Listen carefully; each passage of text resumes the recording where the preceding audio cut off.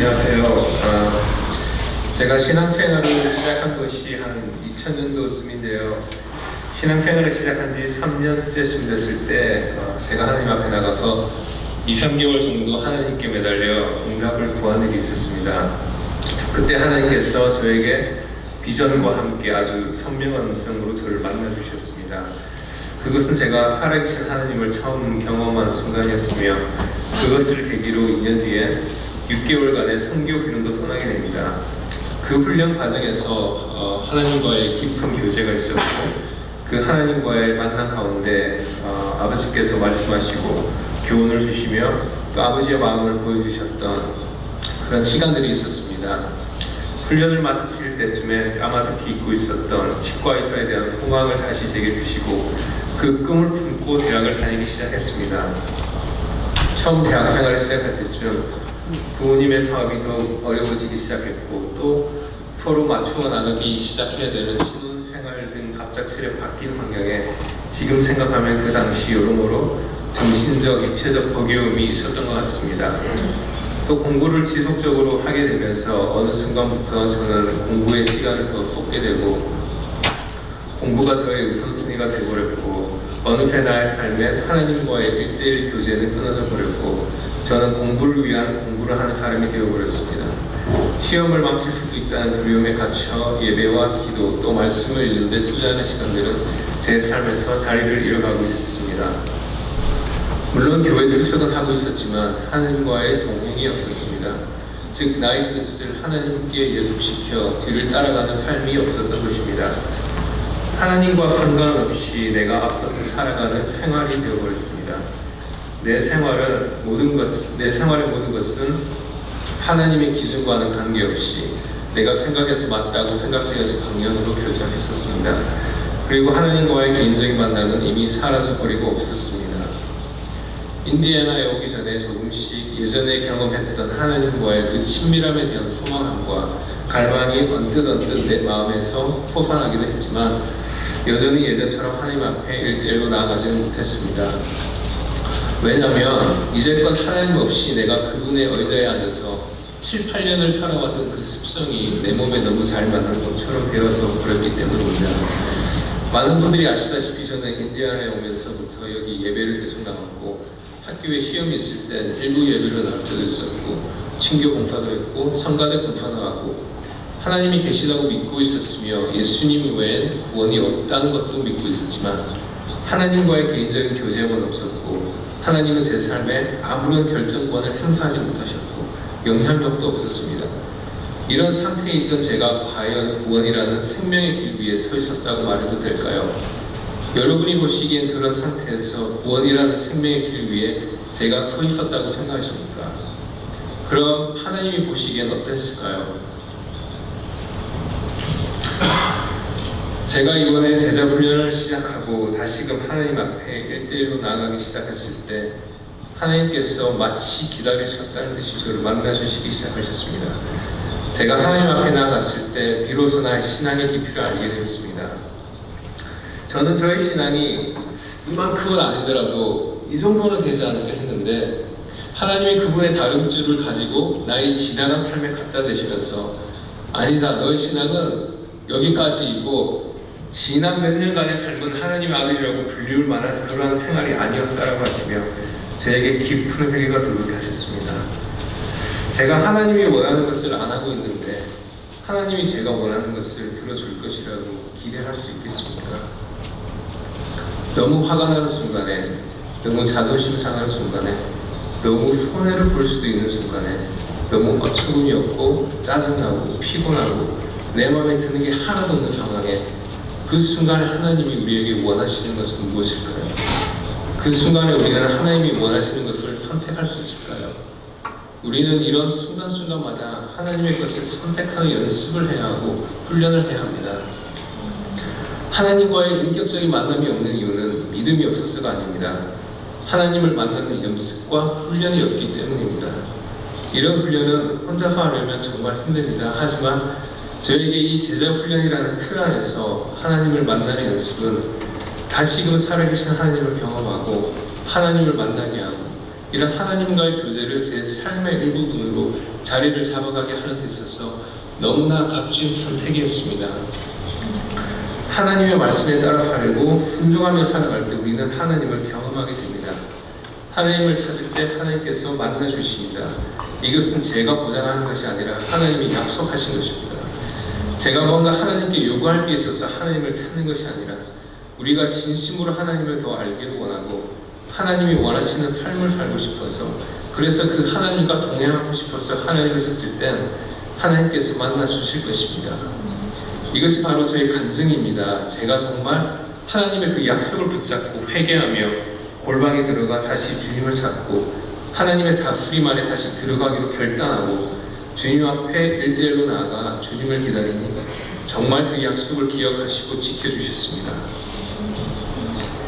하나님께서 저를 다시 만나주셨고 그 생명의 길 가운데 저를 다시 데려다 놓으셨습니다. 이것은 저에게만 역사하시는 하나님이 아니라 그 약속을 붙잡고 나오는 모든 사람을 향한 살아계신 하나님의 약속입니다. 사랑하는 성도 여러분, 우리 모두 이 약속을 붙잡지 않으시겠습니까? 감사합니다.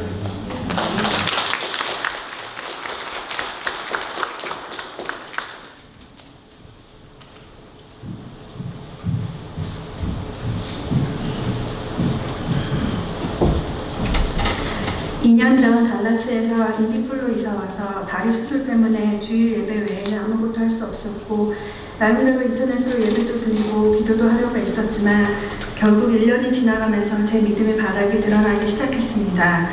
제 안에 영적인 갈급이 일어났지만 어떻게 채워야 할지도 모를 그때 1대1 제자 양육반에 참여하자는 제안을 받았고 일단 무엇이라도 시작해보자는 생각에 시작하게 되었습니다. 하나님의 은혜를 사모하고 갈급해하는 분들과 함께 말씀 공부하고 훈련하면서 많은 은혜와 도전을 받았습니다. 달라스에서 이미 다 배운 것이라고 훈련까지 다 받고 양육까지 하다 왔는데 뭘 또 하나 생각했던 그 교만한 마음이 부끄러워졌습니다. 그분을 사랑하고 말씀과 기도를 훈련하며 복음을 전하는 일에는 주님의 얼굴을 볼 때까지 쉼이 없어야 함을 깨닫게 하셨습니다. 또한 제게 은혜로 허락하신 그 구원을 두렵고 떨리는 마음으로 계속해서 이루어 나가야 하며 예수님을 내가 천국 가는 방편으로만 이용하는 것이 아니라 나는 죽고 예수님만이 내 삶의 주인이 되시고자 하시는 것이 하나님의 궁극적인 목적임을 깨닫게 하셨습니다. 그저 감정적인 한 번의 입술의 고백으로 쉽게 얻어지는 값싼 구원이 아니었던 것입니다. 생명은 생명으로만 바꿀 수 있는 것이었습니다. 십자가에서 내 죄값을 완전히 치르시고 죄와 사망을 이기시며 부활하셔서 내게 영생을 허락하신 예수님을 믿는다는 것은 이 땅에서의 내 생명과 내 삶을 그분께 드린다는 것을 의미한다는 것을 이제야 깨닫게 되면서 얼마나 가슴을 치며 회개하며 통곡을 했었는지 모릅니다. 그저 이 땅에서의 삶은 내 마음과 계획대로만 살고 죽은 후에 천국만 소망했던 죽은 신앙이 주님 앞에서 낱낱이 드러나게 되어 너무나 부끄럽고 죄송하고 가슴 아팠습니다.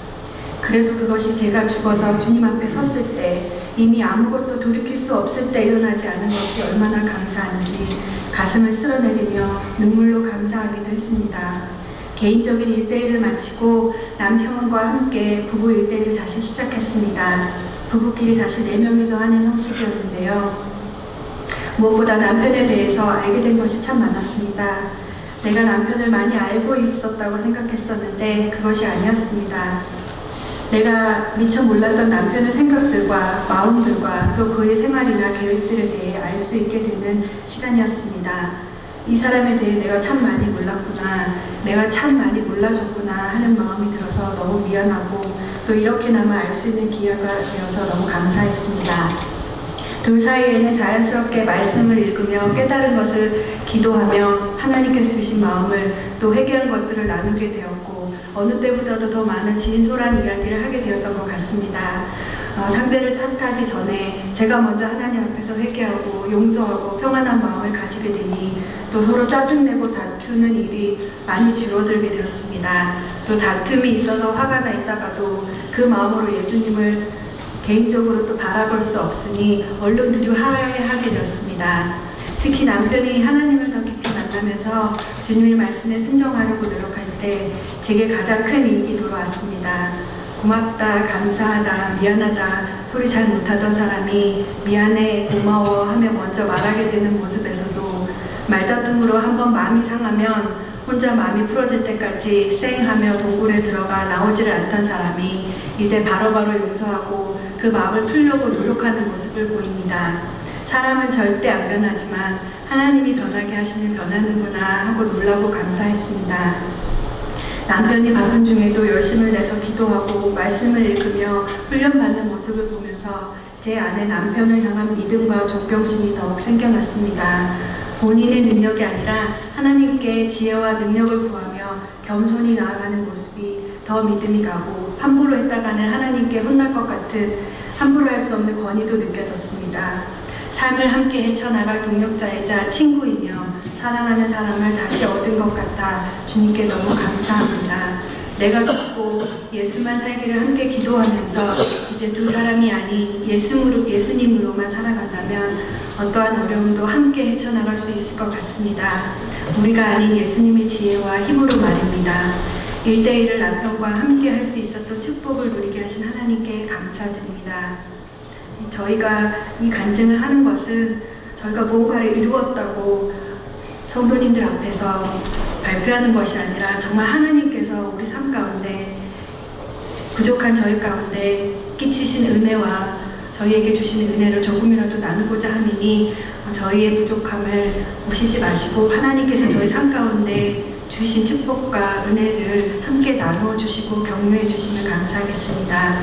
끝으로 저희를 양육해 주신 분들께는 하나님의 높임으로 사람의 높임으로 하나님의 상급이 깎이지 않도록 참으로 감사했다는 짧은 말로만 전하겠습니다. 감사합니다.